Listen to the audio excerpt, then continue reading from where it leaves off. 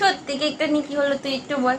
আমি যে কেকটা এনেছি সেই কেকটা আমার একদম পছন্দ না। আমি মাকে বলেছিলাম ওই জিনিস থেকে কেক আনতে, বাট মা আনেনি, একটা নর্মাল দোকান থেকে এনেছে যেটা আমার একদম পছন্দ না। তারপরে এখন তো আর টাকা ফেরত দেবে না, তার জন্য আবার চেঞ্জ করে নিয়ে এসেছি। আমরা দুজন বাজারে, সরি, যখন আমি ঝগড়া করছিলাম তখন দেখি ও এসে হাজির।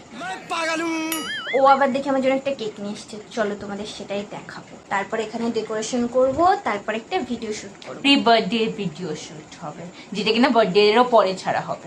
চুপ কর, আমি কালকেই ছাড়বো। এগুলো সব আমার ঘরের জিনিসপত্র। এবার আমি বার্থডেতে বেলুন ছাড়া কিছুই কিনতে, দাঁড়াও কি কি কিনেছি দেখাবো। ধর, 1 প্যাকেট বেলুন, 2 প্যাকেট বেলুন, এটা লাগবে কালকে, আর এটা হচ্ছে আজকে রাতে স্নো স্প্রে। ভাই আর হচ্ছে একটা মোমবাতি, নামটা ভুলে গেছি। ভাই পিঁপড়া, ভাই পিঁপড়া।